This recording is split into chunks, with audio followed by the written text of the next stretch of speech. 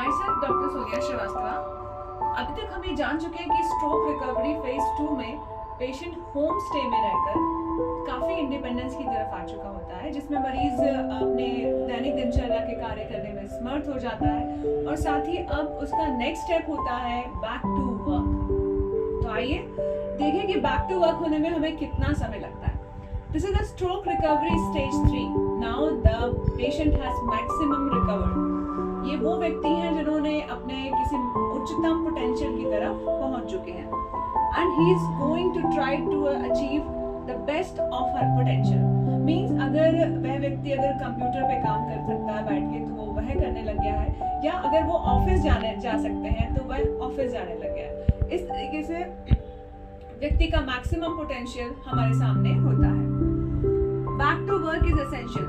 वाकई में अपने कार्यशील में दोबारा से पुनर्वास होकर अपने कार्यशील होना ही हमारी इस रिहैबिलिटेशन प्रोसेस का मेन उद्देश्य रहता है।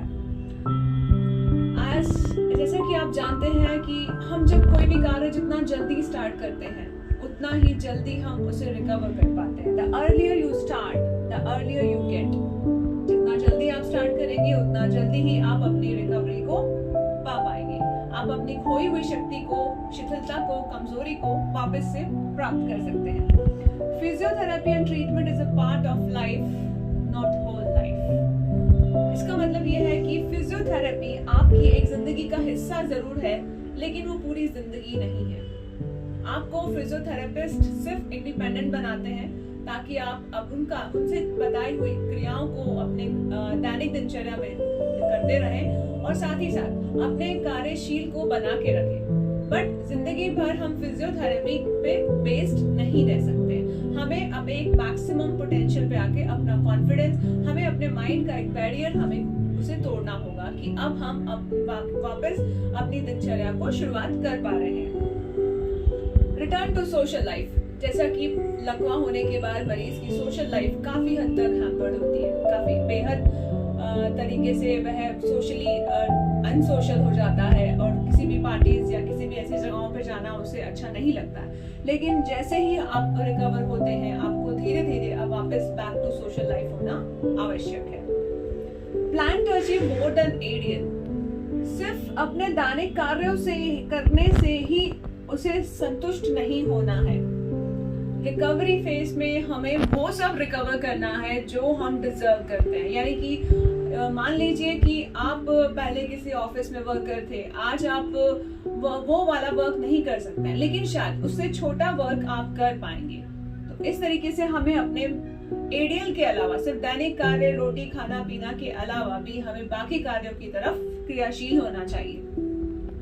Better to start for recovery rather than start after recovery. अक्सर मरीज ये सोचता है कि पहले मैं ठीक हो जाऊंगा फिर मैं ये करना चालू करूंगा। यानी अक्सर मरीज हमसे सवाल करते हैं कि पहले मैं पूरी तरह से ठीक हो जाऊं तभी मैं ऑफिस जाना चालू करूंगा, लेकिन ऐसा नहीं है। हमें ऑफिस जाना चाहिए, हमें ऑफिस जाने के लिए सोचना चाहिए, तभी रिकवरी आएगी। ये हमें ऐसा सोचना होगा। We should not start before recovery. We should recover before start.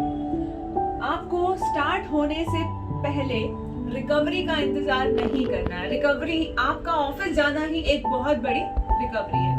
We mean to say कि किसी भी कार्य को सोचने के लिए पहले पूर्ण रूप से ठीक होना रिकवरी नहीं कहलाता है।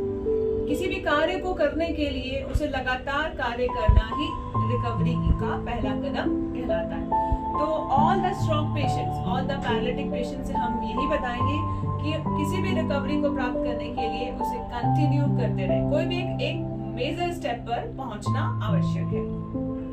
अब हमारे इस रिहैब प्रोसेस में हमारे हेल्पर्स कौन है?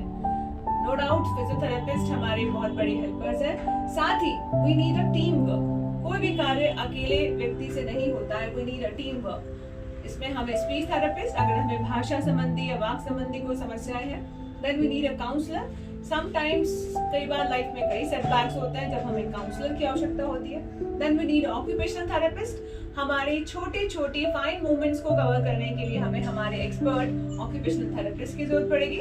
एंड डेफिनेटली सोशल वर्कर्स जो हमें समाज से कांटेक्ट रखने के कई रास्ते बता सकते हैं।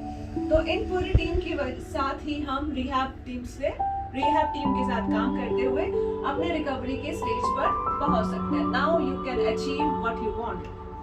आप अपने वापस से अपने संसार में पहुंच सकते हैं। जिस रास्ते पे आप रुक गए थे उस रास्ते से अब वापस अपने वर्ल्ड की तरफ यानी अपनी न्यू नॉर्मल लाइफ की तरफ आप जा सकते हैं। You might have lots of questions. आपके दिमाग में कई क्वेश्चंस होंगे।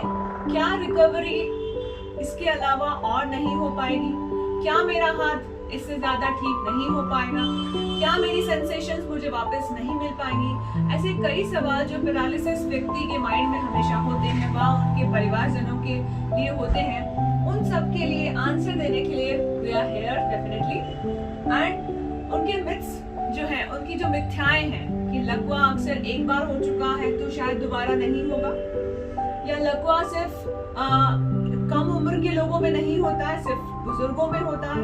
ऐसे कई सवालों के जवाब के लिए यू कैन कॉल 7089189189 नंबर, जिसमें हम आपके सारे सवालों का जवाब आसानी से दे सकते हैं। मोरओवर एक छोटा सा इसको शॉर्ट फॉर्म में समझते हैं कि पैरालिसिस व्यक्ति अब रिकवरी स्टेज में अब वापस अपनी न्यू नॉर्मल लाइफ की तरफ जा रहा है, जहां वह शायद वो अडेप्टेशंस के साथ या फिर बिना अडेप्टेशन के अपने रुके हुए कार्य को शुरुआत करने के लिए आगे बढ़ रहा है। फिजियोथेरेपी एक इम्पोर्टेंट रोल अपनाती है, लेकिन वह जिंदगी का एक हिस्सा है, लेकिन पूरी जिंदगी नहीं है। और साथ ही हमें पूरी रिहैब टीम के साथ ही काम करना होगा सो दैट हम अपनी सारी खोई हुई क्षमताओं को वापस पा पाएं। धन्यवाद।